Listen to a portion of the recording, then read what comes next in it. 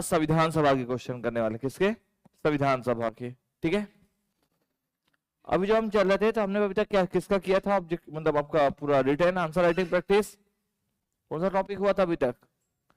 संवैधानिक विकास पढ़ लिए थे, पूरा नोट कर लिए हैं। आज हम पढ़ने वाले हैं जो मेंस में आया हुआ क्वेश्चन है संविधान सभा और उसकी संरचना को लेकर के। किसको लेकर के? संविधान सभा और उसकी रचना को लेकर के। संरचना में अभी तक क्या क्या प्रश्न पूछे गए हैं मेंस में और किस तरह से उसका आंसर राइटिंग करना, आज हम उस सेशन पे बात करने वाले हैं। ठीक है,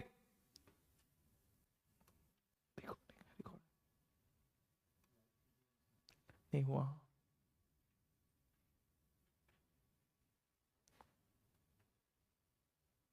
टॉपिक डाल के सबमिट किया, टॉपिक असेंबली 2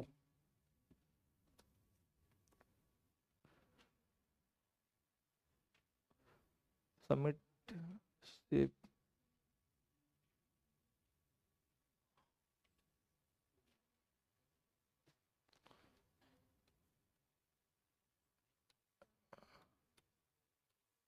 हाँ,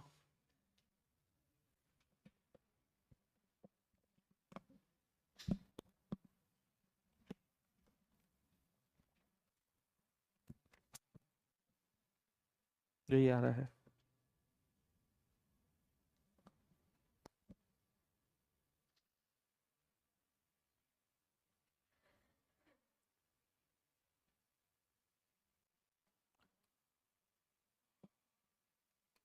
देखिए क्वेश्चन क्या क्या पहले देखते हैं हम। भारत के संविधान सभा के संगठन का उल्लेख कीजिए। किसके संगठन का?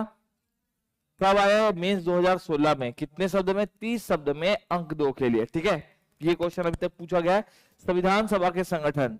दूसरा वो क्वेश्चन था लिखित और अलिखित संविधान, रिटन एंड अनरिटन कॉन्स्टिट्यूशन क्या होता है, इससे पूछा गया है 2017 में, अंक 2 में।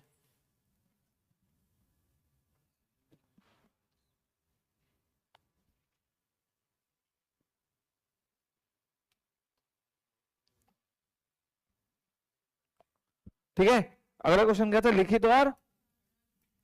अगला है भारतीय संविधान के गैर संघीय तत्व यानी नॉन फेडरल फीचर्स को आपको बताना है। ये क्वेश्चन भी आया था। कब आया था ये? मई 2013 में, अंक 2 में था। ठीक, इसके बाद नेक्स्ट प्रश्न बोले तो मूलभूत विशेषताएं लिखना था। किसकी? इस संविधान की। मूलभूत विशेषताएं क्या है? ये क्वेश्चन आया था 2014 में। कितने अंक के लिए? 2 अंक के लिए। अभी तक जो क्वेश्चन आए हैं वो देख लेते हैं। भारतीय संविधान लचीला और कठोर दोनों है, इस कथन को समझाइए। ये 60 शब्द में आया हुआ प्रश्न है, अंक 4 के लिए। कब? मेंस 2014। ठीक है, संसदीय शासन की प्रमुख विशेषताएं क्या है, ये आपसे पूछा गया मेंस 2015 में, अंक 2 में। तो देख रहे हो आप, कंटिन्यू 2013, 14, 15, 16, 17 पूछा ही जा रहा है इस टॉपिक से प्रश्न। सहकारी संघवाद के क्या तत्व? ये मेंस 2015 में 4 अंक के लिए पूछा गया प्रश्न है। और कैबिनेट मिशन पर क्या करना है? टिप्पणी लिखना है। ये आपका आया हुआ है 2021 में, 2 अंक के लिए। और इसके बाद जो क्वेश्चन था लिखित और लिखित संविधान, दोबारा आया गया प्रश्न। हाँ, तो ये क्वेश्चन 2 बार अभी तक मेंस में पूछा जा चुका है। ये मेंस 2017 में, अंक 2 के लिए था। लास्ट में संविधान के आधारभूत ढांचे के अवधारणा को स्पष्ट कीजिए।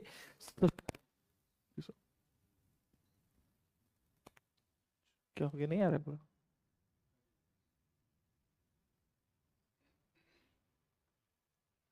उतने में ही लिखूंगा, फिर देख के लिखूंगा। संविधान के कौन कौन से प्रावधान इससे संबंधित न्याय निर्णय में सम्मिलित किए जाते रहे हैं? ये प्रश्न है। कुछ क्वेश्चन हमारे हिसाब से एक्सपेक्टेड है, जिसमें संविधान निर्माण हेतु गठित समिति उनके अध्यक्ष पर चर्चा कीजिए, पढ़े ये टॉपिक, और प्रारूप समिति पर आलेख करें। ये प्रश्न है जो अभी तक मेंस में आपसे इस टॉपिक से पूछे गए हैं। अब दिक्कत यह है कि हम इसको स्ट्रक्चर फॉर्म में कैसे लिखेंगे, यही प्रश्न है। तो शुरुआत करें। तो आज का टॉपिक क्या है? संविधान सभा और उसकी संरचना। चले एग्जाम के हिसाब से। चलो पहले प्रश्न पे चलते हैं। पहला प्रश्न क्या बता रहा है आपको? भारत के संविधान सभा के संगठन का उल्लेख कीजिए, जो जो संविधान सभा में है ना। तो आप सब जानते हो कि भारत ने पहली बार संविधान सभा कैसे बनी थी। तो यहां ऑप्शन आएगा, किसकी रिपोर्ट पर हुआ था?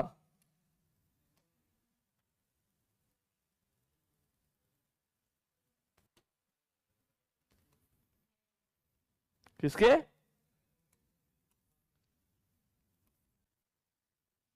Cabinet mission. किसकी रिपोर्ट पर?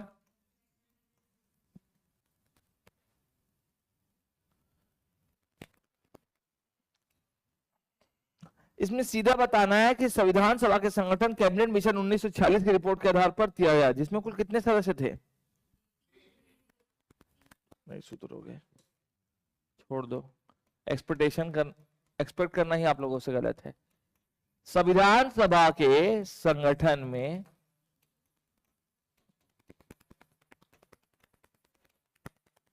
कैबिनेट मिशन किसकी की रिपोर्ट के आधार पर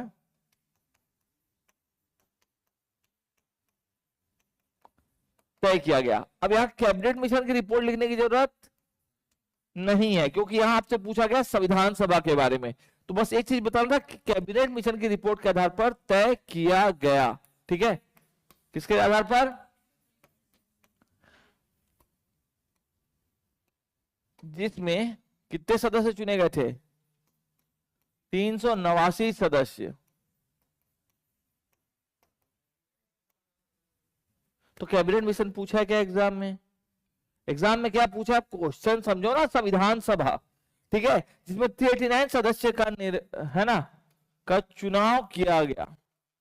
किसके लिए? संविधान सभा के लिए किया गया। कितने सदस्यों का? हाँ, जिसमें आप देखे होंगे अलग अलग थे। ब्रिटिश फ्रांस से कितने सदस्य थे? आप कैबिनेट मिशन के 3 सदस्य क्यों बता रहे हो? जब आपसे पूछा गया कि रिपोर्ट के आधार पर तय किया गया था तो कितने सदस्य चुने गए? संविधान सभा के संगठन में 389 मेंबर्स थे, जिसमें 389 सदस्य चुने गए। जिसमें ब्रिटिश फ्रांस से कितने सीटें थी? जिसमें ब्रिटिश फ्रांस से 292 सीट। कितनी थी? 292 सीट। कमिश्नरी क्षेत्र से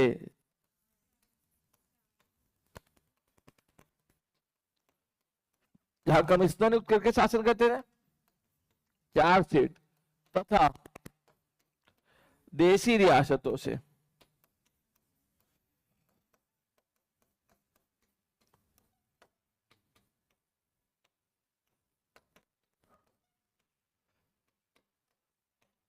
निर्धारित की गई। क्लियर? कितनी सीटें? 93 सीट। क्लियर? मनोनयन वाला था ना? हाँ, तो ब्रिटिश प्रांत से कितनी सीटें हुई? 292 सीट। कमिश्नरी क्षेत्र से और देशी रियासतों से 4 सीट। इन सीटों पर क्या था? निर्वाचन था। क्या था इनमें? निर्वाचन। और इसमें क्या था? जिसके परिणाम स्वरूप, जिसका परिणाम क्या मिला? जिसका परिणाम था कांग्रेस को कितनी सीटें मिले?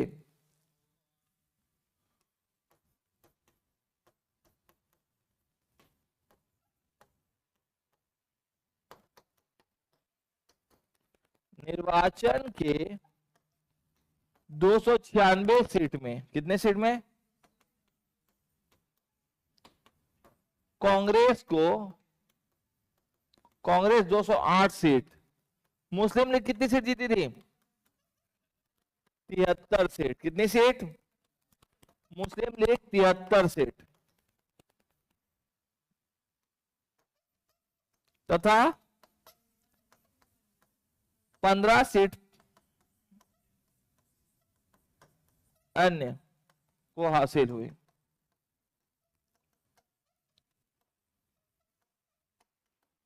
देशी रियासतों के क्या हुआ था? 93 सीट पर, 93 सीट पर निर्वाचन या मनोनयन? मनोनयन हुआ था। क्लियर है? ये चीजें किस पर लागू हुई? संविधान सभा के बारे में बताओ। किसके बारे में बताया हूं? संविधान सभा के बारे में।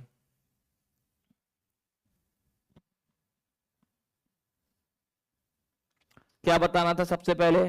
संगठन में क्या बताए? Cabinet mission. क्या बताए? कैबिनेट मिशन के आधार पर हुआ, जिसमें 389 सदस्य थे। ठीक, जिसमें हम देखें तो ब्रिटिश फ्रांस से कितनी सीटें थी? 292। कमिश्नरी क्षेत्र से 4 और देशी रियासतों से 93 सीट गए। कुल कितनी सीटें होती हैं? 389 हो गई। जिसमें परिणाम यह था कि निर्वाचन के 296 सीट में सबसे बड़ी पार्टी कांग्रेस, फिर मुस्लिम लीग तथा 15 सीट अन्य को हासिल हुई और देशी रियासतों से 93 सीट पर मनोनयन हुआ। ये आपके कंप्लीट हुए आंसर राइटिंग के फॉर्मेट। क्लियर है? सेम चीजें थे। अब यहाँ पे अगर आप कैबिनेट मिशन समझाओगे तो यहाँ क्या पूछा गया है? संविधान सभा के बारे में। किसके बारे में? तो हमको लिखना किसके बारे में था? संविधान सभा के बारे में। कोई दिक्कत इसमें? एकदम सिंपल सा बेसिक सा प्रश्न है जो आपसे बन जाना चाहिए। समझ में आया? ठीक है, चलते हैं नेक्स्ट प्रश्न। लिखित और अलिखित संविधान से आप क्या समझते हो? आपने पढ़ा है विश्व का पहला संविधान किस देश का था और कैसा था? मौखिक था, यानी अलिखित था। विश्व का पहला लिखित संविधान किसका था? किसने लिखा था? Thomas Mac Jefferson. पढ़े थे? तो हम यहां बात करते हैं लिखित और अलिखित संविधान से। किसकी बात करते हैं? सबसे पहला लिखित संविधान क्या है? लिखित संविधान क्या है? संहिताबद्ध दस्तावेज है, क्रम से अच्छे से व्यवस्थित तरीके से लिखा गया एक लेटर है। दस्तावेज, संहिताबद्ध दस्तावेज है जिसमें सभी प्रावधान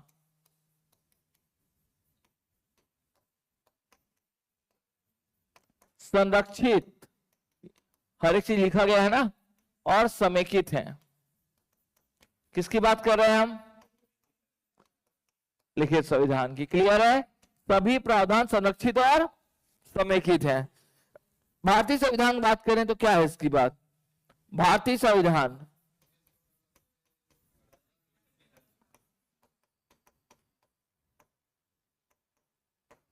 इसका सबसे बेहतर उदाहरण है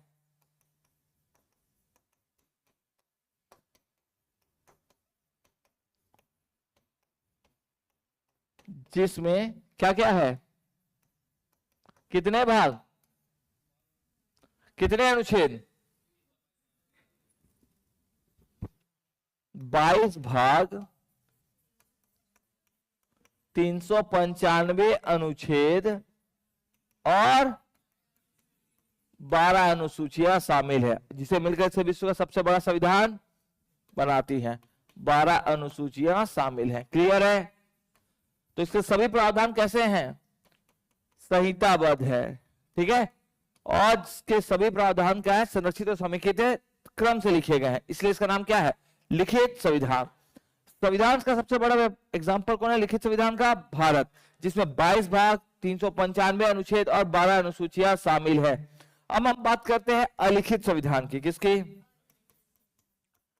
जबकि अलिखित संविधान का क्या प्रावधान है?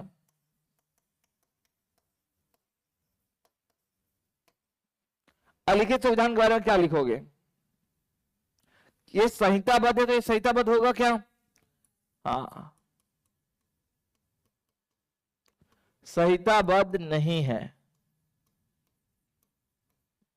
ठीक है, इसमें परंपराओं को ध्यान रखा गया। किसको? परंपराओं पर आधारित है ये। किस पर? इसका एग्जांपल बताओ।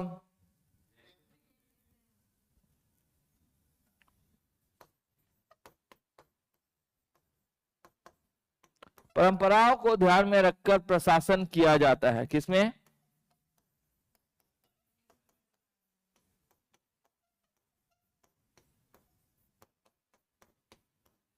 ब्रिटेन का संविधान। किसका संविधान?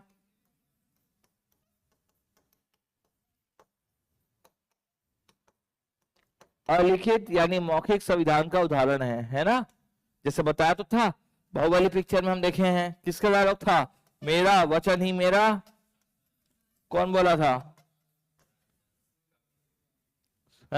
शिवगामिनी। तो संविधान अलिखित संविधान का उदाहरण है। क्लियर हुआ ये प्रश्न? हाँ या ना? बन जाएगा। तो पहले हमने क्वेश्चन देखा वो संसदीय समिति पर पूछा गया था। किस पर पूछा गया था? दूसरा किस पे पूछा गया? दूसरा किस पे? लिखित और अलिखित संविधान पे। तीसरा किस पे आया? अभी तो पूरा क्वेश्चन बताया हूं ना। चलो, एकात्मक संघ के लक्षण। संघ समझते हो? हमारे देश का नाम क्या था? भारत, अर्थात इंडिया, राज्यों का संघ। बात करेंगे तो लिखित समझ में आया, जिसके सभी प्रावधान क्या है? लिखे हुए। और लिखित में क्या होता है? हर चीज मौखिक रूप से बताई जाती है। इसमें संहिताबद्ध नहीं होते, सब परंपराओं को ध्यान में रखकर प्रशासन किया जाता है। ब्रिटेन का संविधान इसका सबसे पहला है और सबसे बेहतर एग्जांपल ले सकते हो। किसको? ब्रिटेन को। चलिए नेक्स्ट प्रश्न, भारतीय संविधान के गैर संघीय तत्वों की विवेचना कीजिए। किसकी बात कर रहे हैं? कैसे बताएंगे गैर संघीय तत्व? यानी ऐसे तत्व जिसमें शक्तियां पूरी केंद्र के पास हो, मतलब उसमें शक्तियों का बंटवारा ना हो। जैसे आपातकाल में पूरी शक्तियां किसके पास आएंगी? केंद्र के पास। और क्या हो सकता है इसका एग्जांपल जहां पूरी शक्तियां मतलब एक ही जन के पास दिखाई दे? वित्तीय आपातकाल आ जाए तब भी पूरी शक्तियां कहां जाएंगी? केंद्र के पास, है ना। वित्तीय आपातकाल है। राष्ट्रपति शासन आ जाए तो शक्तियां राज्य की समाप्त हो जाती है, वो केंद्र के निर्देश पर काम करता है। ठीक। और अगर हम बात करें तो इसी को कहा गया है गैर संघीय तत्व, नॉन फेडरल फीचर्स। क्या बोलते हैं हम इसे? गैर संघीय तत्व। क्या बोलते हैं? एग्जाम्पल बताना है तो और क्या बता सकते हो? अगर हम कल एसडीएम बनते हैं तो हमारे ऊपर कौन होगा? कलेक्टर। वो किसके प्रतिनिधि होते हैं? केंद्र के। तो बस उसी चीज को यहां बताना है कि भारतीय संविधान के, किसकी बात कर रहे हैं?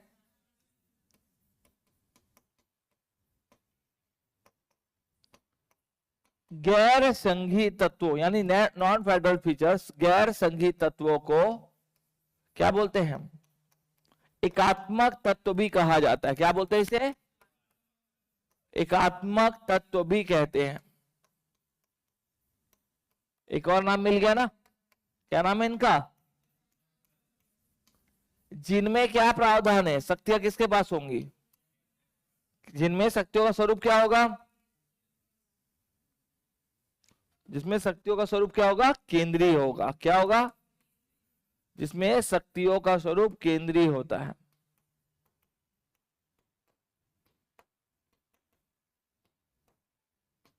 अर्थात इसको इलेबोरेट करेंगे तो कैसे करेंगे? अर्थात कहने का मतलब शक्तियां केंद्र के पास है। किसके पास है? अर्थात केंद्रीकृत संरचना दिखाई देती है। अर्थात केंद्रीकृत संरचना का प्रयोग किया जाता है। केंद्रीकृत संरचना के लक्षण प्रशासन में दिखाई देते हैं।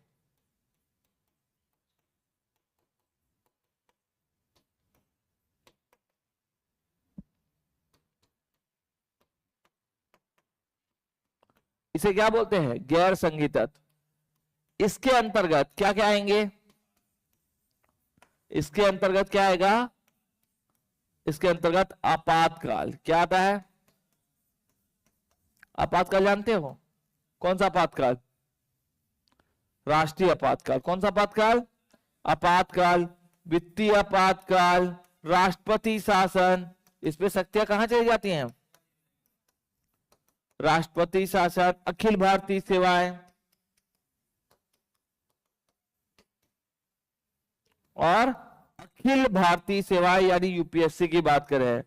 अखिल भारतीय सेवाओं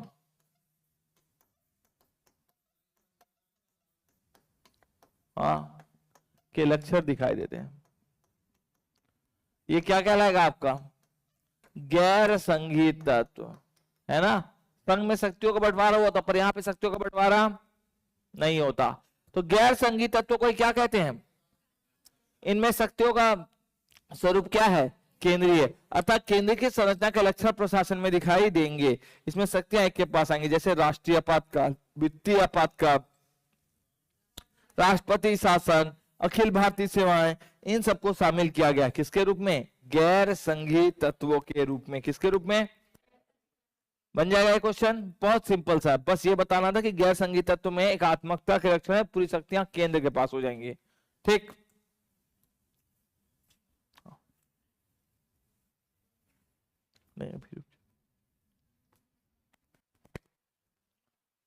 नेक्स्ट क्वेश्चन चले। नेक्स्ट क्वेश्चन की विशेषताओं का उल्लेख करना है। किसके? भारतीय संविधान की। किसकी मूलभूत विशेषता बताना है? ये क्वेश्चन मैं आप लोग पे छोड़ता हूं। चलो कुछ पॉइंट बताओ। भारतीय संविधान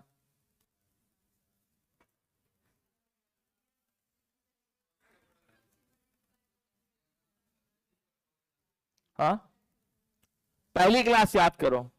भारतीय संविधान की मूलभूत विशेषताओं में हम क्या पढ़ सकते हैं? पहला 3 पॉइंट तो लिखना ही है, 2 नंबर का है ना। हाँ, भारतीय संविधान की मूलभूत विशेषताएं क्या क्या है, 3 पॉइंट भी लिखोगे एग्जैक्टली तो समझ में आएगा। पहली क्लास हम पढ़े थे, मैंने बताया था राज व्यवस्था,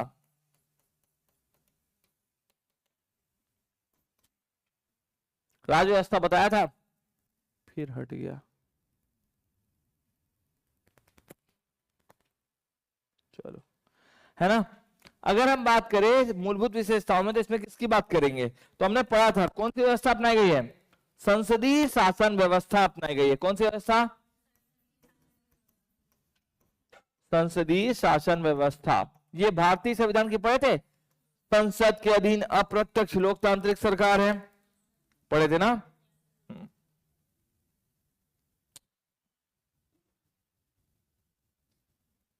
संसदीय शासन व्यवस्था अपनाई गई है, ये एक विशेषता हो गई, संसदीय शासन व्यवस्था अपनाई गई। क्लियर। दूसरा क्या था, न्यायपालिका किसी पर निर्भर करती है, स्वतंत्र न्यायपालिका, ये भी तो एक विशेषता है ना। फ्री जुडिशरी किसी पर डिपेंड नहीं करती। और एक बताओ, स्वतंत्र न्यायपालिका की व्यवस्था है। तीसरी बहुत महत्वपूर्ण विशेषता, लिखित संविधान अपनाया गया। क्या है,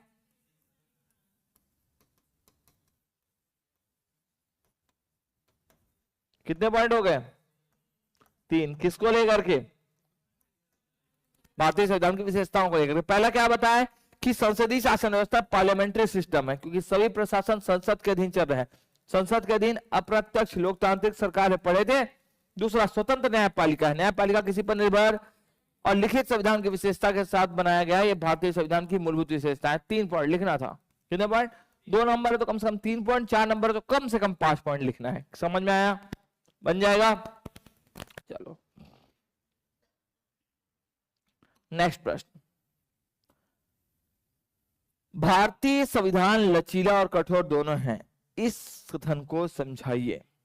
लचीला भी है और लचीला कहां है, जहां संविधान संशोधन अनुच्छेद 368 में संविधान में बदलाव केवल साधारण बहुमत से हो जाए, यानी 50% प्लस 1 से, वहां संविधान लचीला है। ठीक है। और जहां संविधान में संशोधन करने के लिए हमको विशेष बहुमत की आवश्यकता पड़े, कि मतलब हम 2/3 मत भी हासिल करें और आधे से अधिक राज्य का समर्थन भी हासिल करें, वहां संविधान क्या हो जाता है, कठोर। तो इसको हम कहां पढ़ते हैं, अनुच्छेद 368 में। कहां पढ़ते हैं, लचीला मतलब आप बोलोगे इसको क्या बताना है आपको, फ्लेक्सिबल, और कठोर यानी यहाँ पे रिजिड। देखो इसको फ्लेक्सिबल और रिजिड देखते हैं। तो भारतीय संविधान किसकी बात करें, 4 नंबर का है क्या, हाँ ये 2 नंबर लायक प्रश्न भी नहीं है। भारतीय संविधान के अनुच्छेद 368 क्या है, संविधान संशोधन, कॉन्स्टिट्यूशनल अमेंडमेंट में, किसमें, संविधान संशोधन में।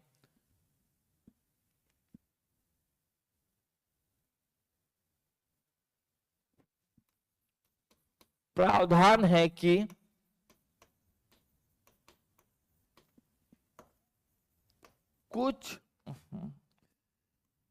कुछ विषय पर,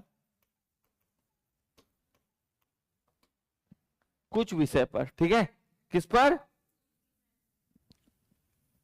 संसद के साधारण बहुमत से ही, किसे,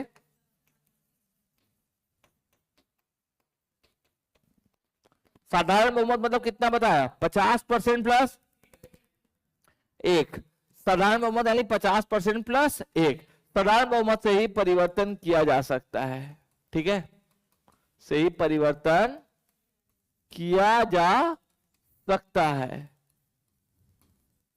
इन प्रावधानों पर संविधान कैसा हो जाता है,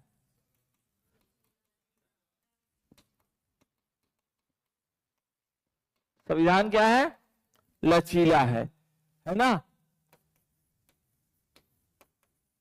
लचीला है या नम्य है, दोनों बोल सकते हैं, और ना लचीला या नम्य, जिसमें क्या क्या शामिल है,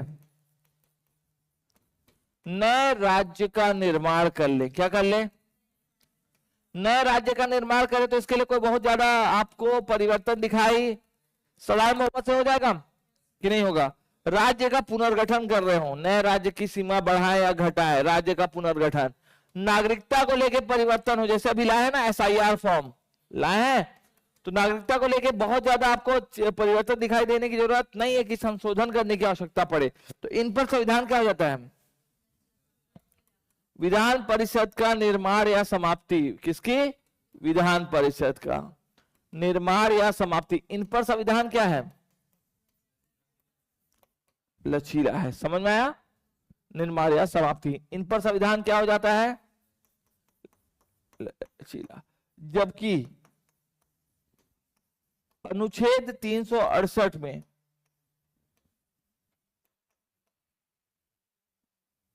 कुछ विषय ऐसे हैं जिस पर संसद के 2/3 सदस्यों के साथ साथ, किसके साथ साथ? 2/3 सदस्यों के साथ साथ आधे से अधिक राज्यों के, किससे? आधे से अधिक राज्यों के समर्थन की भी आवश्यकता होती है।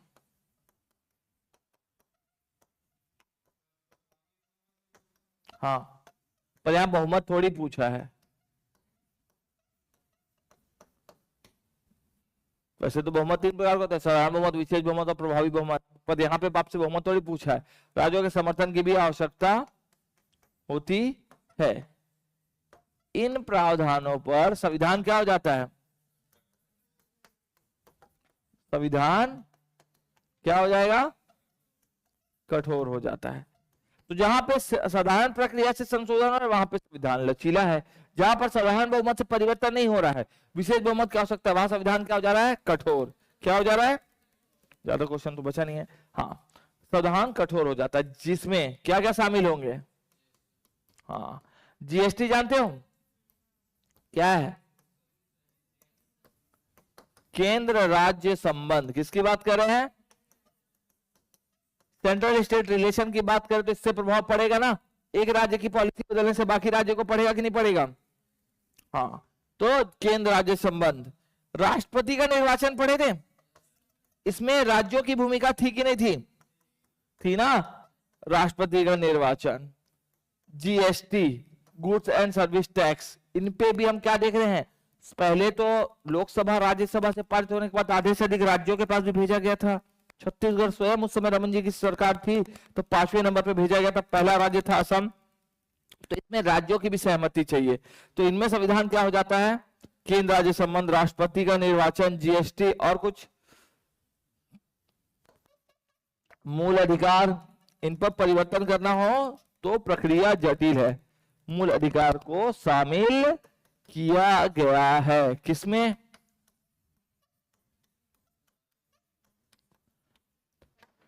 तो किसी विषय पर साधारण बहुमत से ही परिवर्तन हो सकता है, और कुछ विषय ऐसे हैं जिन पर राज्यों के साथ की भी सहमति देखी जा रही है 2/3 मत के साथ साथ। तो इन पर हम देख रहे हैं कि संविधान कठोर है। इस प्रकार भारतीय संविधान क्या है?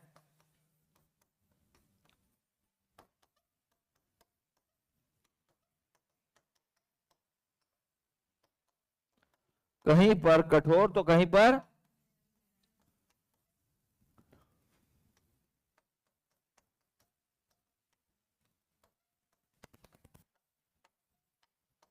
लचीला या नम्य दिखाई पड़ता है। समझ में आया? ये हो गया आपका निष्कर्ष, दोनों दिखाई पड़ रहा है। ठीक है, आया समझ कि नहीं आया? ये चीज है, कहीं पर कठोर तो कहीं पर नम्य दिखाई देगा। बन जाएगा कि नहीं? कितने नंबर का प्रश्न था? 4 नंबर के लायक आपके पास पर्याप्त 60 शब्द हैं, ये है ना, ज्यादा ही होंगे, कम नहीं है। शब्द को कमांड करना है, राइटिंग प्रैक्टिस सीखना है, और मात्राओं पे मिस्टेक नहीं करना है। किस पे मिस्टेक नहीं करना है? समझ में आ गया कि नहीं आया?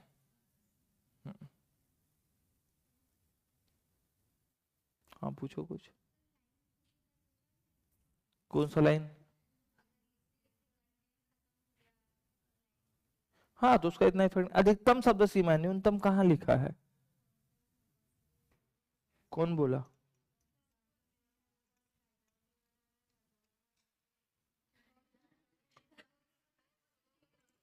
तुम लोग के चक्कर में मैं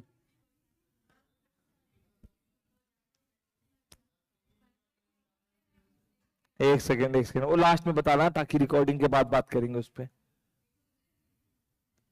संसदीय शासन की प्रमुख विशेषताएं बताइए। किसकी? पार्लियामेंट्री सिस्टम की प्रमुख विशेषताएं क्या है? स्वतंत्र शासन कब हो गया संसदीय शासन? कुछ भी।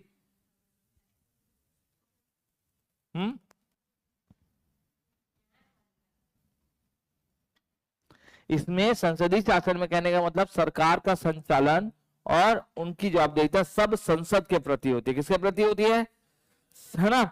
सरकार का गठन और संचालन किसके प्रति जवाबदेह होता है? इसमें कार्यपालिका जानते हो क्या करती है? जो कार्यपालिका जो नियम को लागू करती है और विधायिका जो नियम, दोनों एक दूसरे से जुड़े रहते हैं। कौन कौन? कार्यपालिका और विधायिका। जैसे भारत के प्रधानमंत्री जानते हो ना, कौन किसके सदस्य होने चाहिए? सामान्यतः लोकसभा के सदस्य होते हैं। किसके होते हैं? और इसे उन्हें लोकसभा में विश्वास मत भी हासिल करना होता है। तो किसके प्रति जवाबदेह हो गए? संसद के। तो संसदीय शासन व्यवस्था की प्रमुख विशेषता क्या बताओगे? तो संसदीय शासन व्यवस्था के अंतर्गत, किसके अंतर्गत? संसदीय शासन व्यवस्था के अंतर्गत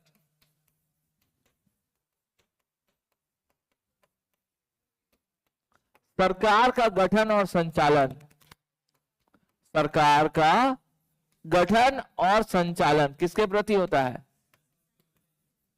संचालन संसद के प्रति जवाबदेह है। किसके प्रति? संसद के प्रति जवाबदेह। पूरी जवाबदेहिता किसके प्रति है? तभी तो प्रश्न पूछते थे, प्रस्ताव लाते थे, पढ़े हो ना?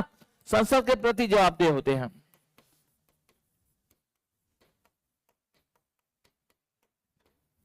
इसमें विधायिका और कार्यपालिका, कौन कौन? कार्यपालिका एक दूसरे से जुड़े रहते हैं।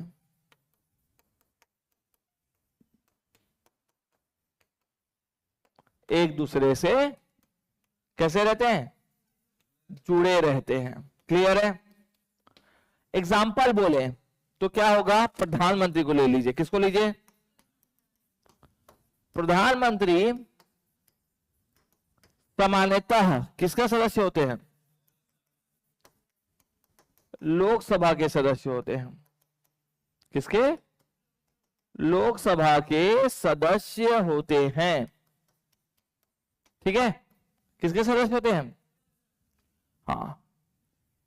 और इन्हें लोकसभा में क्या हासिल करना रहता है? लोकसभा में बहुमत हासिल करना पड़ता है। क्या करते हैं?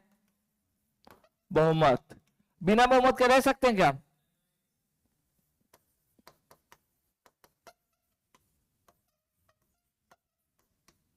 बहुमत हासिल करेंगे तभी तो सरकार बनी रहेगी। तो हम देख रहे हैं सरकार का गठन संचालन किसके प्रति है? संसद के प्रति।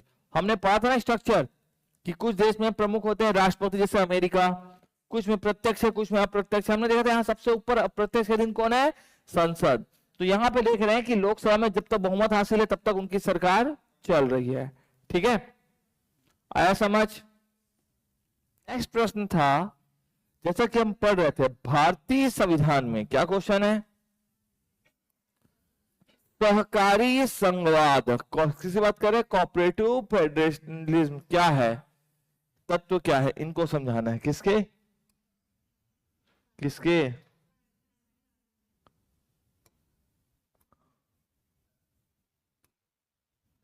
सहकारी संघवाद की। क्या होता है सहकारी कहने का मतलब? जब दो संस्थाएं आपस में मिलकर काम कर रही हो, क्या बोलते हैं उसे? इसमें क्या बताया गया कि केंद्र और राज्य आपस में मिलकर एक सहयोग स्थापित करते हैं। किसमें? किसमें? सहकारी संघवाद में। केंद्र सर्वश्रेष्ठ है या राज्य? सहकारी संघवाद में दोनों में कोई श्रेष्ठ नहीं होता, दोनों आपस में सामंजस्य बनाकर काम करते हैं। ठीक है? इसीलिए संविधान में आप पढ़े अंतरराज्यीय परिषद पढ़े थे, क्षेत्रीय परिषद, ये जो पढ़ रहे थे आप, अंतरराज्यीय परिषद, क्षेत्रीय परिषद, समवर्ती सूची, ये सब के माध्यम से जो 7वीं अनुसूची थी, संघ सूची, राज्य सूची, समवर्ती सूची, ये सब बताते हैं कि कोई भी श्रेष्ठ नहीं है, दोनों आपस में सहयोग से काम कर रहे हैं। इसी धारणा को क्या बोलते हैं? सहकारी संघवाद। क्या बोलते हैं? फिर नीचे चला गया क्वेश्चन। तो क्या लिखेंगे इसका आंसर राइटिंग में? पॉइंट क्लियर है? सहकारी संघवाद में क्या क्या समझाना है? सहकारी संघवाद का अर्थ क्या है?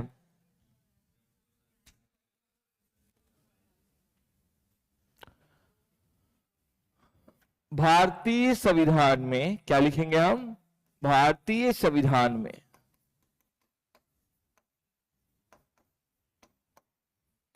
सहकारी संघवाद का आशय है कि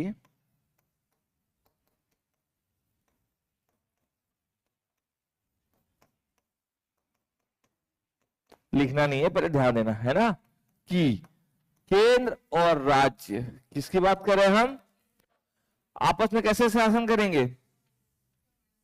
केंद्र और राज्य आपस में, राज्य आपस में, केंद्र और राज्य आपस में सहयोग स्थापित करते हुए क्या करेंगे? आपस में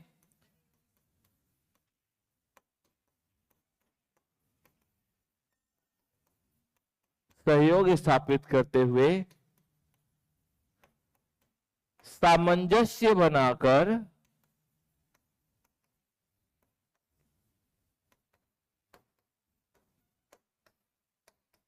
शासन करते हैं।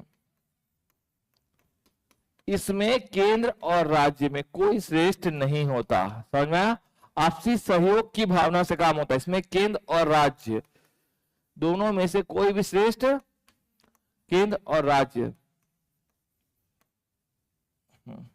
केंद्र और राज्य दोनों में से कोई श्रेष्ठ नहीं होता।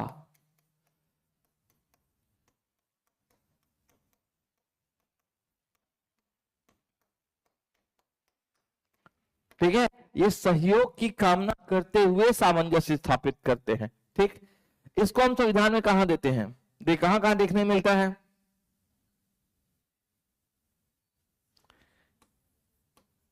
क्या क्या देखने मिलता है? इन प्रावधानों के अंतर्गत हम क्या क्या देख पा रहे हैं? बताओगे? सबसे पहला आप पढ़ोगे अंतरराज्यीय परिषद। क्या पढ़ेंगे हम? अंतरराज्यीय परिषद। इसी के अंतर्गत हम पढ़ते हैं क्षेत्रीय परिषद। क्या पढ़ते हैं? Sectoral council. ठीक है? सहयोग स्थापित कर रहे थे ना केंद्र और राज्य का। नीति आयोग के सदस्य थे, गृह मंत्री थे, राज्यों के मुख्यमंत्री थे, राज्यपाल द्वारा मनोनीत 2 कैबिनेट मंत्री होते हैं, और साथ ही साथ संघ शासित प्रदेशों से प्रशासक होते हैं। क्षेत्रीय परिषद। और 7वीं अनुसूची क्या है? 7वीं अनुसूची जैसे विषयों को शामिल किया गया है। किसकी कामना के लिए? जैसे विषयों को शामिल किया गया है। किसकी अवधारणा को पूर्ण करने के लिए? सहकारी संघवाद। क्लियर है? इसमें केंद्र और राज्य आपस में सहयोग स्थापित करते हुए शासन करता, दोनों में कोई श्रेष्ठ नहीं है, दोनों में आपसी सामंजस्य की भावना होती है। इसी को पूर्ण करने के लिए हमने क्या बनाया? अंतरराज्यीय परिषद, क्षेत्रीय परिषद और 7वीं अनुसूची। 7वीं अनुसूची में क्या होता है? 7वीं अनुसूची में क्या है? 3 सूचियों का उल्लेख है। कितने सूचियों का?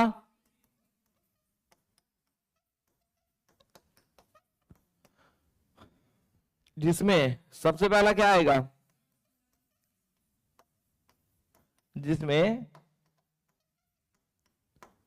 केंद्र कानून निर्माण करता है, वो कौन सी है? केंद्र कानून निर्माण करे उसे हम बोलते हैं संघ सूची। क्या बोलते हैं? संघ सूची। यूनियन लिस्ट पढ़े थे? राज्य कानून निर्माण करे तो हाँ, राज्य सूची।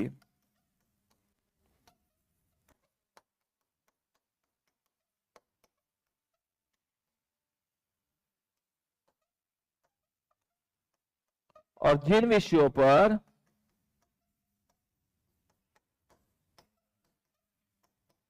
केंद्र और राज्य क्या करें, मिलकर शासन करें, उसे क्या बोलते हैं,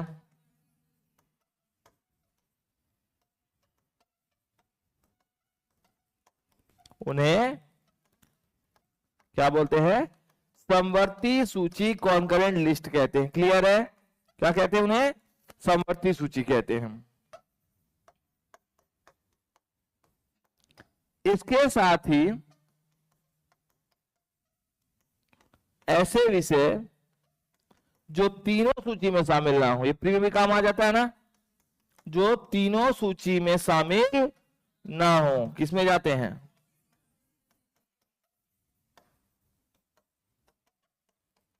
उन पर कानून कौन बनाता है, वेरी गुड, नई नया सिद्धांत लेके आओ, उन पर केंद्र सरकार कानून बनाती है। कौन बनाती है,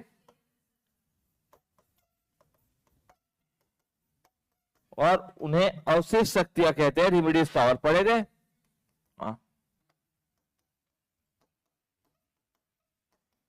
बन जाएगा ये, हाँ या ना, कोई दिक्कत नहीं। सहकारी संघवाद कहने का मतलब होता है सहकारी, केंद्र और राज्य आपस में सहयोग स्थापित करते हुए शासन करे, कोई श्रेष्ठ नहीं होता, आपस में सामंजस्य की भावना स्थापित होती, जैसे क्षेत्रीय परिषद, केंद्र और राज्य का सहयोग होगा तब तो विकास कर पाएंगे, है ना। अंतरराज्यीय परिषद सेम उद्देश्य अनुच्छेद 263 के तहत बनाया गया था, ताकि सहयोग की स्थापना करें और आपस में परस्पर विकास कर सकें।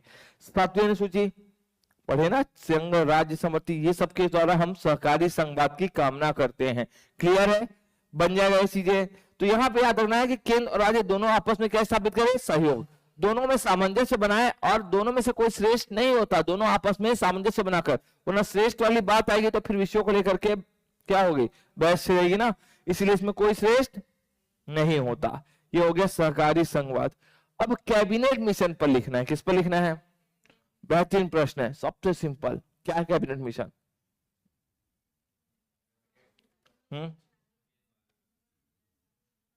कब आया था, है ना।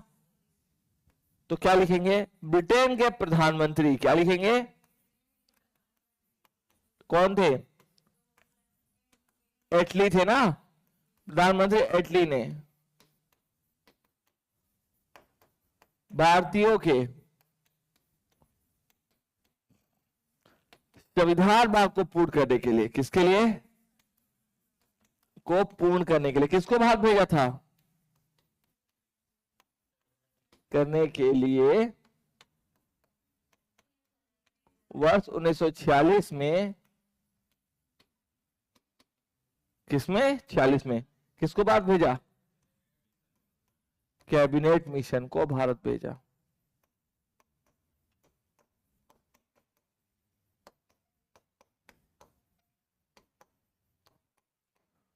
जिसमें 30 सदस्य, कितने सदस्य कमेटी थी, 30 सदस्य, जिसमें कौन कौन थे, सबसे पहले सर पैट्रिक लॉरेंस, जानते हैं ना, और कौन थे, स्टैफोर्ड क्रिप्स,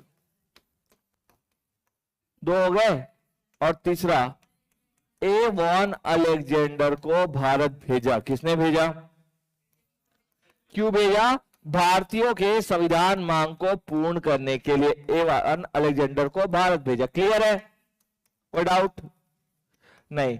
तो एटली ने संविधान मांग को पूर्ण करने के लिए भारत में किसको भेजा, 3 सदस्यीय कमेटी, कौन कौन थे, sir Patrick Lawrence, Avon Alexander और स्टैफोर्ड क्रिप्स। चलो, इनका कार्य क्या था, इनका कार्य क्या था, संविधान निर्माण करना, और क्या था, संविधान निर्माण, सबसे पहला काम तो यही था ना, संविधान निर्माण के कार्य को पूर्ण करना, संविधान निर्माण के कार्य को पूर्ण, हाँ, निर्वाचन भी करवाना था ना, कैबिनेट मिशन की रिपोर्ट पर ही तो हुआ था, क्या था रहा, 10 लाख की जनसंख्या में 1 प्रतिनिधि, निर्वाचन, और अंतरिम सरकार का गठन। किसका गठन करना?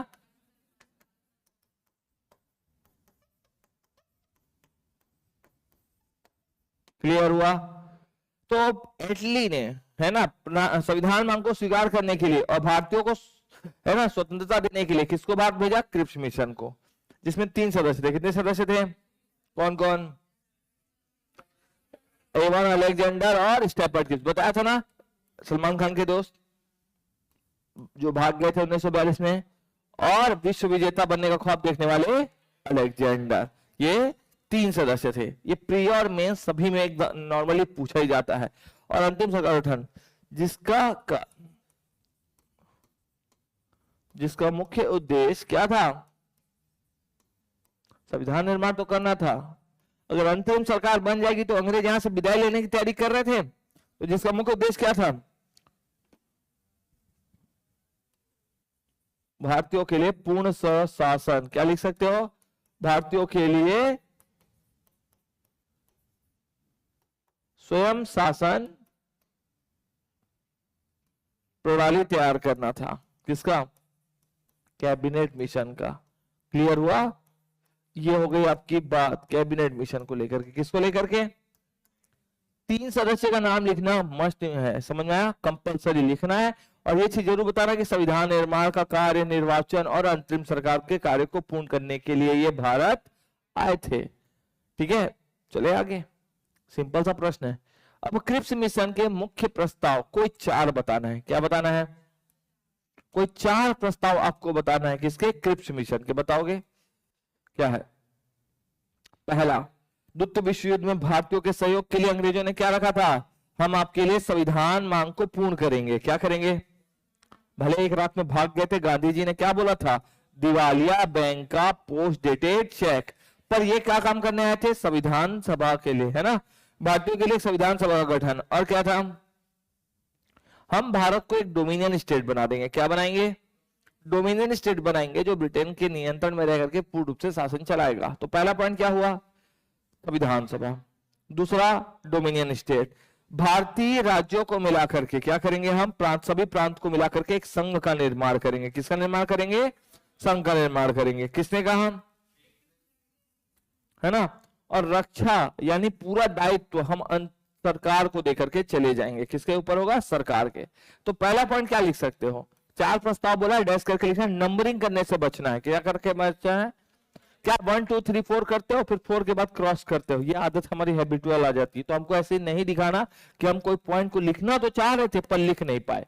बचना है इससे। अभी भी चेक किया हूं तो 3-4 लोग के में है। नंबरिंग डालते हो, चौथा 5वां, फिर नंबर पॉइंट को कट करते हो। किए हो ना? इनसे बचना है। कॉपी है मेरे पास, इसलिए मैं फोटो कॉपी करा के रखा हूं, है ना। मुख्य प्रस्ताव कितने हैं? कई 4। अभी तो नहीं बोल रहे हो, फिर बाद में बोलोगे सर हाँ, फिर बोलेंगे सुधार तो हुआ नहीं। सुधार ही तो करना है। क्या था इसका पहला उद्देश्य? भारतीयों के संविधान, है ना, मांग को पूर्ण करने के लिए क्या भेजा गया था? कोई 4 प्रस्ताव बोला है, बस उत्तर लिखो, क्योंकि 2 नंबर का, कुछ ज्यादा एक्स्ट्रा लिखने की जरूरत संविधान मांग को पूर्ण करने के लिए, क्योंकि आप ज्यादा एक्स्ट्रा करने के चक्कर में जो मेन पॉइंट है उससे ही भटक जाओगे। समझ में आ गया? कि बता रहे 1946 में आया था, एक रात में चला गया, गांधी जी बोले दिवालिया बैंक पोस्ट डेटेड चेक। ये सब की जरूरत अभी 2 पॉइंट का है, जो यथार्थ है, सत्य है, मान के लिखना है, तभी नंबर मिलेगा। अब जानते ज्यादा हो इसमें कोई दिक्कत नहीं है, तो वहां लिखोगे वही तो आपका नॉलेज बताएगा। जो प्रश्न पूछा पहले उस पर फोकस करते हैं। तो संविधान मांग को पूर्ण करने के लिए दूसरा क्या था? भारत को क्या बनाएंगे? Dominion state. क्या बनाएंगे? डोमिनियन स्टेट का प्रावधान लाया गया था। किसमें? क्रिप्स मिशन में। नेक्स्ट प्रश्न का आंसर, सभी प्रांतों को मिलाकर क्या बनाया जाएगा? हालांकि राज्यों को इसमें शामिल ना होने की भी स्वतंत्रता दिए थे, सभी प्रांतों को मिलाकर संघ का प्रावधान भी लाया गया। संघ का निर्माण, हालांकि राज्यों के पास विकल्प था, है ना, लेकिन राज्यों के पास शामिल होने और ना होने दोनों का विकल्प था। किसमें? क्रिप्स मिशन में। और चौथा और अंतिम, सभी दायित्व किसको दे दिए गए?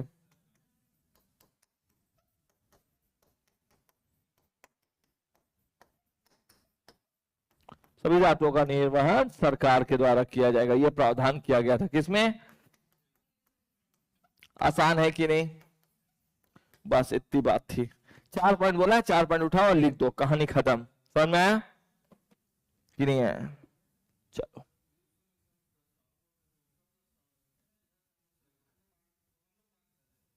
हाँ, तो क्रिप्स मिशन को भेजे ही तो इसीलिए था।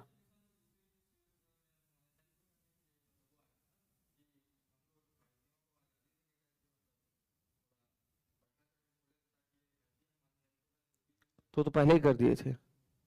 39 से युद्ध शुरू हो गया था, गांधी जी के कहने पर हम चले गए थे। तो ये खुश करने के लिए हमारे लिए लाया गया था कि आपने हमारा साथ दिया, हम आपका साथ दे रहे हैं।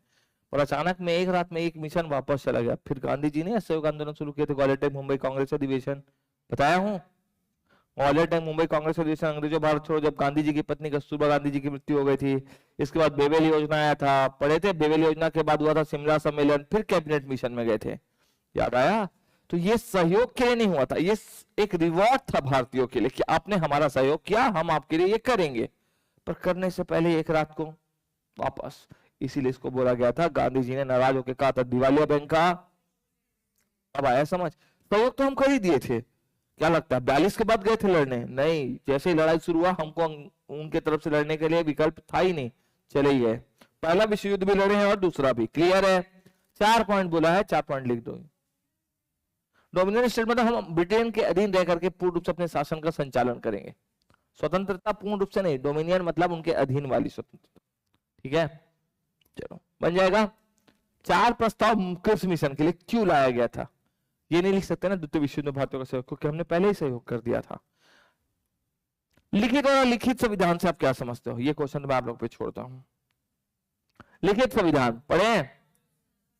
कल ही इसके ऊपर टिप्पणी किए थे। देखो ये क्वेश्चन 2-3 बार आते हैं, मेंस में क्वेश्चन रिपीट होते हैं, प्री में भी होते हैं पर प्री में कम होते हैं। मेंस में तो पर्टिकुलर सिलेबस है, ज्यादातर उसी के बीच से पूछा जाता है, तो यहाँ रिपीट होने की संभावना है। लिखित संविधान में क्या पढ़े थे?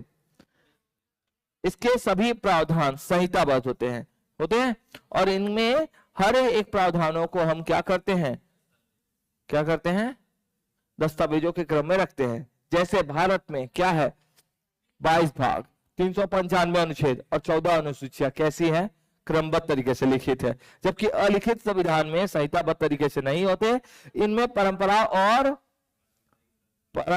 प्रथाओं को महत्व दिया जाता है। जैसे ब्रिटेन का संविधान कल ही पढ़े थे, ये भी वही 2 अंक के लायक है, तो इसको ज्यादा डिटेल करने की जरूरत नहीं है। हाँ, ये क्वेश्चन 2 बार आया है। कितने बार आया है? तो लिखित संविधान में क्या बताया था कल? सभी प्रावधान कैसे होते हैं? संहिताबद्ध। इसमें दस्तावेज होते हैं।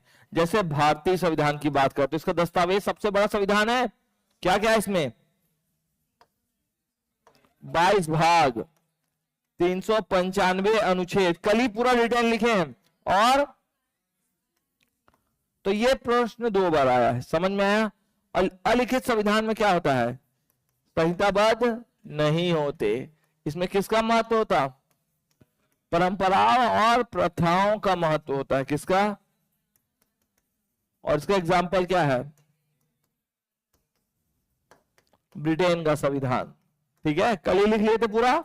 ये किसका संविधान है और इसका एग्जाम्पल क्या है? बस अपना काम हो गया। इसने जो लिखना था, समझ में आया कि नहीं आया? लिखित और अलिखित संविधान में इतने लिखना था, बन जाएगा।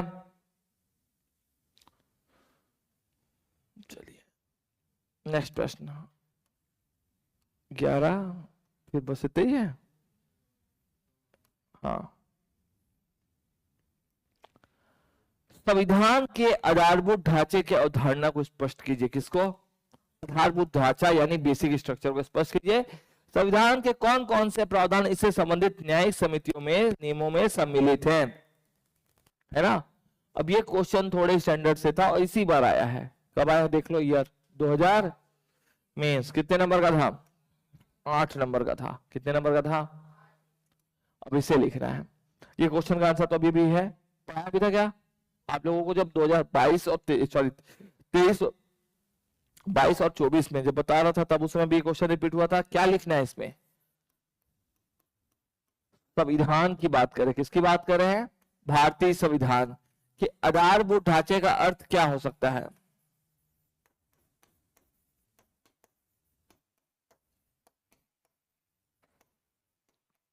कि हमारे देश में दो चीज विशेष है, एक तो राजनीतिक और दूसरा लोकतांत्रिक। क्या है? राजनीतिक यानी सभी प्रावधान है, राष्ट्रपति प्रधानमंत्री सबके प्रावधान है, और लोकतांत्रिक की अधिकार किसके पास है? जनता के पास है। तो हम बोले आधारभूत ढांचे का स्पष्ट कहने का मतलब क्या होता है, तो इसमें सभी राजनीतिक और लोकतांत्रिक आदर्शों को प्रस्तुत करता है। कौन? संविधान। इसमें अगर संशोधन भी करना है तो अनुच्छेद 368 के तहत संशोधन किया जा सकता है। क्या संशोधन के द्वारा भी मूल ढांचे में परिवर्तन नहीं किया जा सकता? पढ़े थे कौन सा केस में? केशवानंद भारती केस में पढ़े थे कि संविधान की प्रस्तावना के मूल ढांचे में कोई परिवर्तन नहीं हो सकता, क्योंकि इनमें परिवर्तन से नकारात्मक प्रभाव दिखाई देंगे। क्या देंगे? कहीं भी आधारभूत ढांचा संविधान में स्पष्ट तो नहीं है, परंतु हम इसके लिए क्या करते हैं, विभिन्न वादों को जोड़ सकते हैं। जैसे केशवानंद भारतीवाद जोड़े थे। 24वां संविधान संशोधन 1971 में केशवानंद भारतीवाद में स्पष्ट रूप से कहते कि प्रस्तावना में संशोधन तो किया जा सकता है, पर उसके मूलभूत ढांचे में कोई परिवर्तन। समझ में आ गया? तो उसे उसके संविधान का आधारभूत ढांचा माना था। किसने? केशवानंद भारती ने। तो लिखते देखो, अर्थ है कि राजनैतिक और लोकतांत्रिक आदर्शों से, किससे है? राजनैतिक और लोकतांत्रिक आदर्शों को ध्यान में रखा गया। किसमें?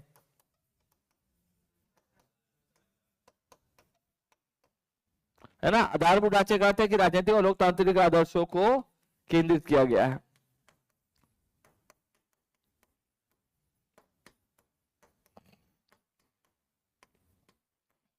इसमें संविधान संशोधन के द्वारा भी परिवर्तन नहीं किया जा सकता। मूल ढांचे में ना, इसमें संविधान संशोधन के द्वारा भी परिवर्तन नहीं किया जा सकता। क्यों नहीं किया जा सकता?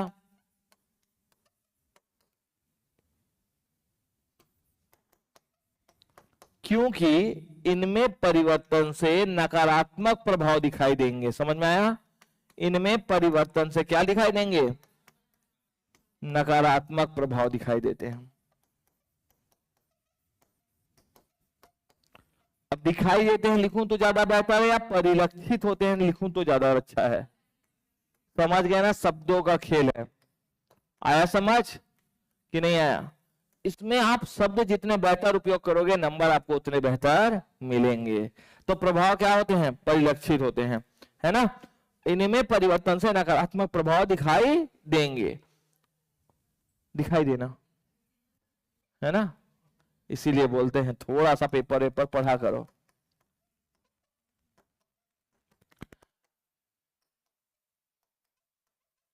संविधान के आधारभूत ढांचे का स्पष्ट उल्लेख नहीं है। समझ में आ रहा है? स्पष्ट उल्लेख नहीं है, परंतु क्या कर सकते हैं? इसको किस बात से जोड़ेंगे?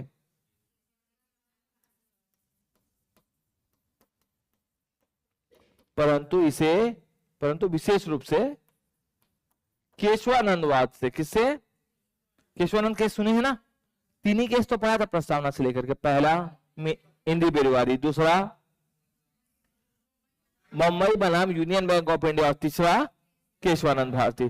परंतु विशेष रूप से केशवानंद भारती किससे से वाद से जोड़ा जाता है।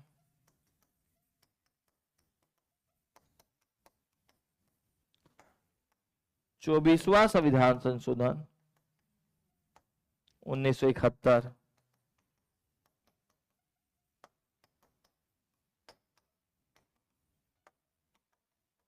यह बात स्पष्ट की गई कि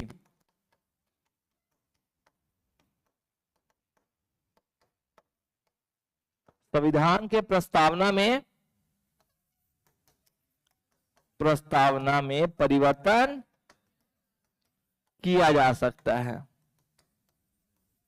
परंतु मूल ढांचे में कोई परिवर्तन नहीं किया जा सकता। किस केस में आता है जजमेंट? कोई परिवर्तन नहीं किया जा सकता। ये केशवानंद भारती केस का निर्णय था, हाँ या ना? तो संविधान की सर्वोच्चता किसमें बताई गई थी? संविधान की सर्वोच्चता धर्मनिरपेक्ष में। किसमें है? स्वतंत्रता और गरिमा जैसे शब्दों को माना गया है क्या? इसके अंतर्गत क्या बोल सकते हो? संविधान की सर्वोच्चता, किसकी सर्वोच्चता, धर्मनिरपेक्षता, धर्मनिरपेक्षता, स्वतंत्रता, गरिमा जैसे शब्दों को मूल ढांचा माना गया है ना? और व्यक्ति की गरिमा, किसकी गरिमा? गरिमा को मूल ढांचा माना गया है। किस फैसले में? यहां पे आपको बोला गया है अवधारणा को स्पर्शिए। कौन कौन से प्रावधान इससे संबंधित न्यायिक निर्णय में शामिल है? क्या क्या पूछा गया है? कौन कौन से प्रावधान? तो आपने एक बताया, कौन सा? केशवानंद भारती। ये पढ़ चुके हैं ना कि संविधान के मूल ढांचे में कोई परिवर्तन नहीं करना है। तो इसके अंतर्गत संविधान की सर्वोच्चता, धर्मनिरपेक्षता, व्यक्ति की गरिमा, है ना, इन सबको संविधान का मूल ढांचा माना गया जिसमें परिवर्तन नहीं किया जा सकता। ये तो किसका निर्णय था? केशवानंद। लेकिन प्रमुखवाद में आपको और लिखना है, ठीक है? संविधान के मूल ढांचे से संबंधित कुछ प्रमुख वाद बता रहा हूं मैं, पॉइंट टू पॉइंट ही चलते हैं। पहला वाद जो है वो है स्वतंत्र और निष्पक्ष चुनाव। इंदिरा गांधी का मामला लेते हैं। किसका मामला लेते हैं? इंदिरा गांधी मामले में। किसमें? मामले में स्वतंत्र एवं निष्पक्ष चुनाव को ही, किसको? निष्पक्ष चुनाव को मूल ढांचा माना गया। क्या माना गया? तो एक केस तो ये हो गया, कौन सा वाला? इंदिरा गांधी। दूसरा केस है मिनर्वा मिल बनाम भारत सरकार। कौन सा? मिनर्वा मिल्स वाद में मौलिक अधिकार, किसको? मौलिक अधिकार जानते हो ना? भाग 3, नागरिकों को प्राप्त अधिकार और राज्य के नीति निर्देशक तत्व। किसकी बात करते हैं? डायरेक्टिव प्रिंसिपल ऑफ स्टेट, राज्य के नीति निर्देशक तत्व। किसकी बात कर रहे हैं? राज्य के नीति निर्देशक तत्व। पढ़े ना न तत्वों को, भाग 3 और भाग। तो एक में इंदिरा सानीवाद में किसको माना गया? स्वतंत्र और निष्पक्ष चुनाव को। और मिनर्वा बिल में क्या बताया गया है? और राज्य के नीति निर्देशक तत्वों को संतुलित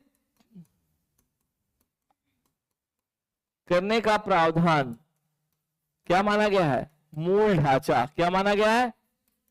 हर एक में अलग अलग तरीके से डिस्क्राइब किया गया है, मूल ढांचा माना गया है। क्लियर हुआ? पहला केस कौन सा हो गया? केशवानंद भारती। दूसरा केस, तीसरा मिनर्वा मिल्स। नेक्स्ट है इंदिरा साहनीवाद। किसका? इंदिरा साहनीवाद में कानून के द्वारा शासन को, किसके द्वारा? शासन को मूल ढांचा माना गया है। क्लियर हुआ? स्पष्ट है क्या कहीं पे भी? नहीं है ना, इसीलिए तो लिखे थे कि मूल ढांचा कहीं स्पष्ट। हर वाद में इसका निर्णय अलग अलग तरीके से लिया है, पर ये राजनीतिक और लोकतांत्रिक जो अवधारणा है इसको मजबूत करते हैं। क्लियर?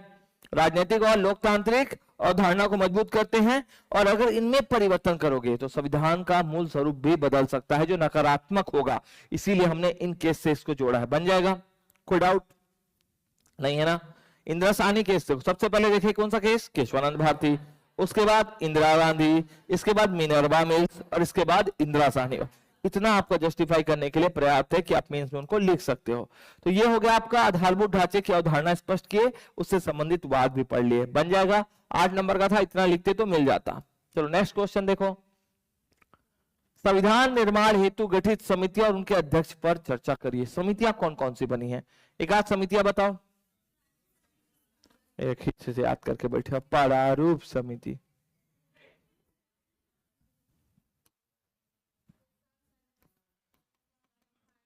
संविधान निर्माण हेतु प्रमुख निर्माण हेतु कितनी समितियां थी?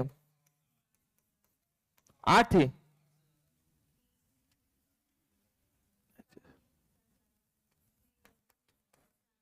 गठित प्रमुख समितियां और उनके अध्यक्ष की बात कर है। हाँ, कोई तो बोला सही है, अंजलि। हाँ, हाँ, उनके अध्यक्षों पर चर्चा।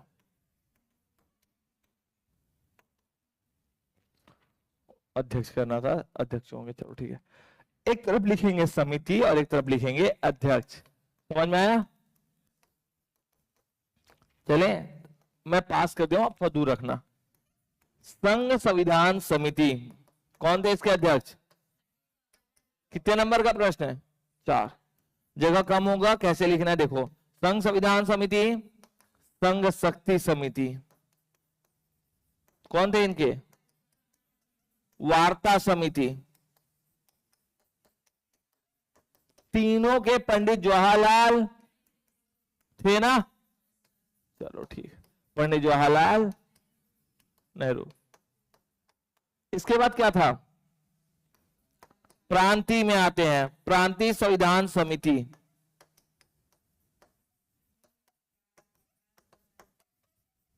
हाँ, मूल अधिकार एवं अल्पसंख्यक अधिकार समिति, कौन थे इनके अध्यक्ष? हाँ, अल्पसंख्यक अधिकार समिति, कौन थे इनके? सरदार वल्लभ भाई। कितने हो गए? समिति देखो कितनी हो गई, 5 हो गई। कितनी हो गई? अगली बची झंडा समिति, कौन सी समिति? फिर संचालन समिति, और फिर क्या बताया था? प्रक्रिया समिति। कितनी हो गई टोटल? प्रक्रिया समिति। कौन थे इसके अध्यक्ष? झंडा संचालन की प्रक्रिया बताया था ना डॉक्टर।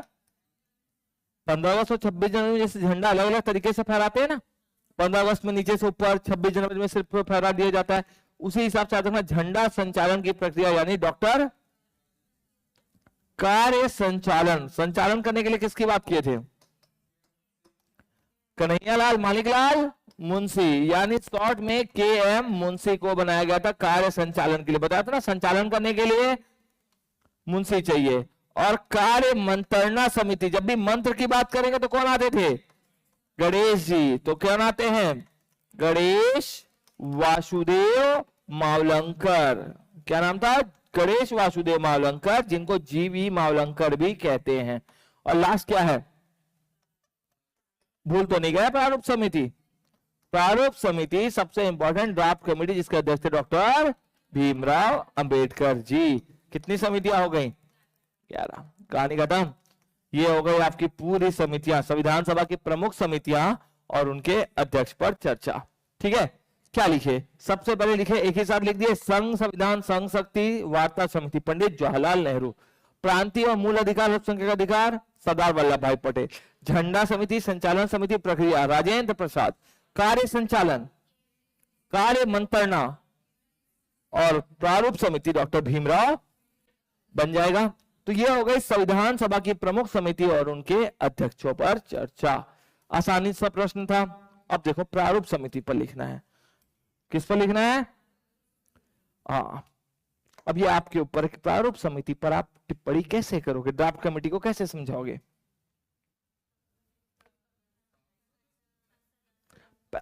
माइंड में जब तक कॉन्सेप्ट नहीं बनेगा और सोचने का समय कम होता है, आप जितने भी जानते हो, जितने भी मेंस दिए, सबसे ज्यादा दिक्कत आती है टाइम मैनेजमेंट। आप चाह के भी जानते भी हो, पर एग्जाम के निकलने के बाद याद आ रहा है तो उस जानने का कोई मतलब। जो चीज आपने लिखा वही आपका ज्ञान बताएगा, वही आपका नॉलेज था। क्लियर? अगर पूरा आता था, कुछ नहीं लिखे, मतलब चेक करने वाले को लगेगा कुछ नहीं आता था। वो आपके बारे में थोड़ी जानते हैं कि आप पढ़े लिखे हो, कितना मेहनत किए हो। वो सिर्फ एक पेपर में जो आंसर लिखोगे वही डिसाइड करेगा कि आपको कितना पता था। तो पहले महत्वपूर्ण चीजों पर बात करते हैं। किस पर बात करते हैं? चलो, प्रारूप समिति के लिए मैंने आपको इतने सारे पॉइंट बताए थे कि आप चाहो तो पूरा मेरे ख्याल से एक 15 नंबर का ऐसे लिख दो। नहीं लिख सकते क्या? प्रारूप समिति का गठन हुआ था 29 अगस्त 1946 को। 47 था, क्या बात है ना। तो 46 में कुछ नहीं हुआ था क्या कर प्रारूप समिति को लेके?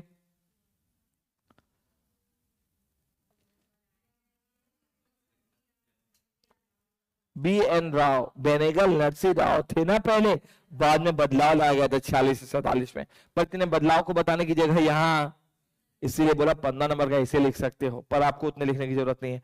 आपको कंटेंट को 2 नंबर, 4 नंबर या 8 नंबर में मैनेज करना सीखना पड़ेगा।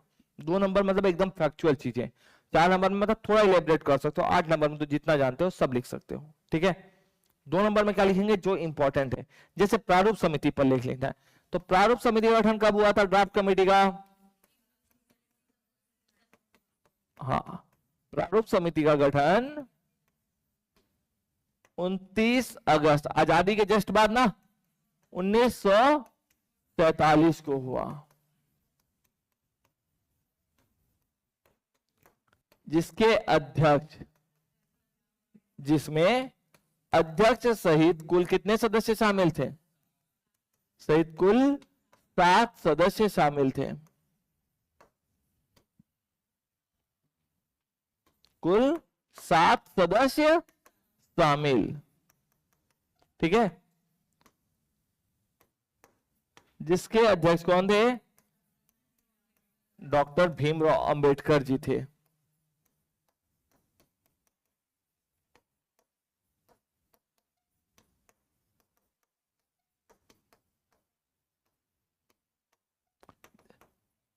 इनके साथ ही कौन कौन थे? 6 अन्य सदस्य कौन थे?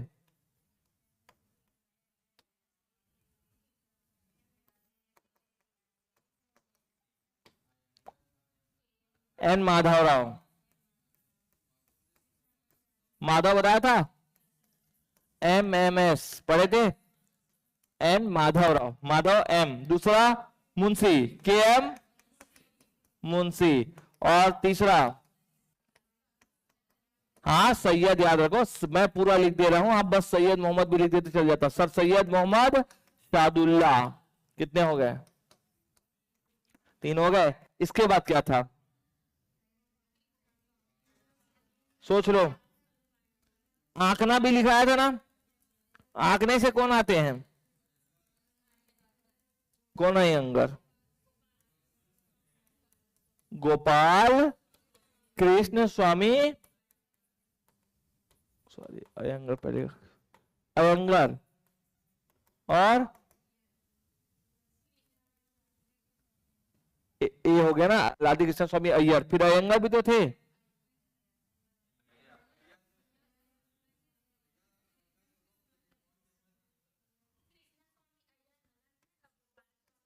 अयंगर अलग है, कृष्णा स्वामी अय्यर और गोपाला स्वामी अयंगर थे। चलो यही लिख देते हैं, अयंगर हो गया। फिर कौन थे? TT कृष्णामाचारी। कितने सदस्य हो गए शामिल? जिनका कार्य क्या था?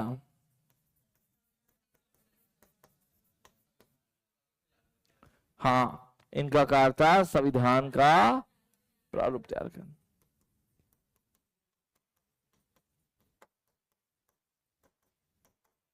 जिनके सलाहकार कौन थे?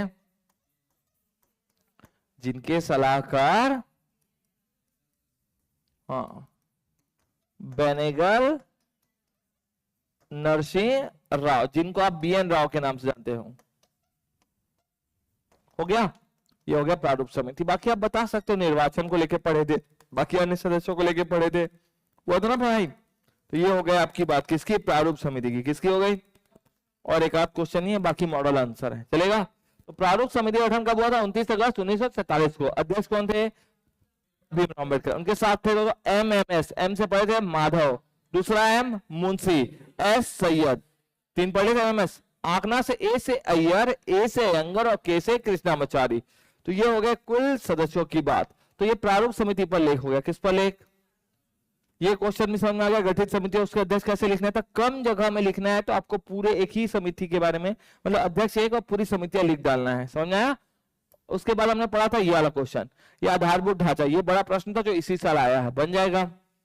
नेक्स्ट क्या था? लिखित और अलिखित संविधान, क्रिप्स मिशन के प्रस्ताव। और क्या पढ़े थे? Cabinet mission. और क्या पढ़े थे आज? सहकारी संवाद। बन जाएंगे से प्रश्न। सिंपल सा प्रश्न है, कुछ ज्यादा करने की जरूरत नहीं है।